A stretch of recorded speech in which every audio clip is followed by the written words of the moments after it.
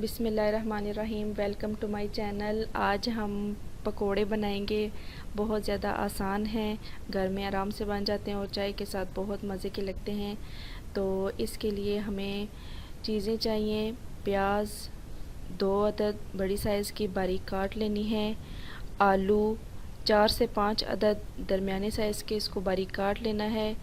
हरी मिर्च 3 अदद, इसको बारीक काट लेना है। धनिया, इसको भी बारीक काट लेना है।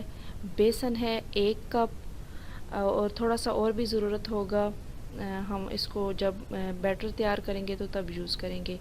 1 खाने का चम्मच सुरख मिर्च है, 1 खाने का चम्मच नमक है, और धड़ी मिर्च 1 चाय का चम्मच है, और धनिया, सूखा धनिया है, और ज़ीरा और अनारदाना, ये तीनों 1-1 चाय के चम्मच हैं।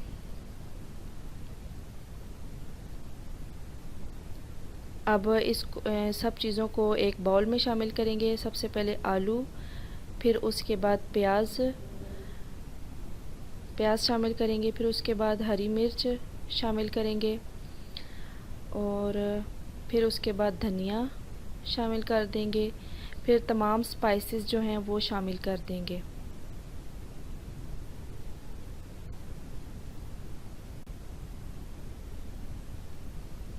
अब थोड़ा थोड़ा सा पानी शामिल करना है। फिर सबसे पहले बेसन डालना है, और उसको थोड़ा थोड़ा पानी शामिल करके तो इसका बैटर तैयार कर लेना है। बिल्कुल थोड़ा सा पानी डालना है, ठीक है ना।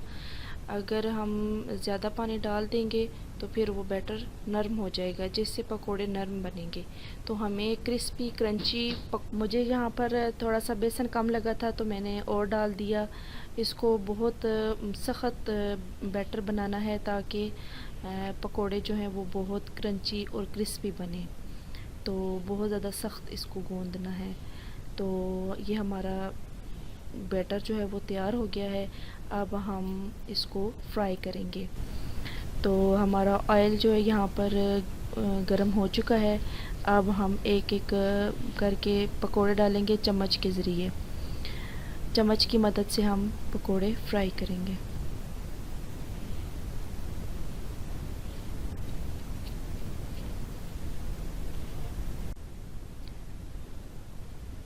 सारे पकोड़े हमने डाल दिए हैं। अब इसको फ्राई करेंगे। अब चम्मच की मदद से इसको पलटाएंगे, दूसरी साइड भी पकाएंगे। जब ये गोल्डन ब्राउन हो जाएंगे तो फिर हम इनको डिश आउट करेंगे। ये बहुत खूबसूरत इसका गोल्डन कलर आ गया है। तो अब हम इसको निकाल लेंगे।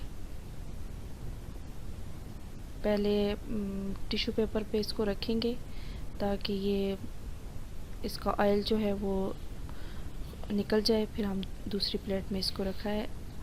आप इसको चटनी के साथ भी खा सकते हैं और टमाटो केचप के साथ। एंजॉय करें, बनाना बहुत आसान है। मुझे अपनी दुआओं में याद रखिएगा। अल्लाह हाफ़िज़।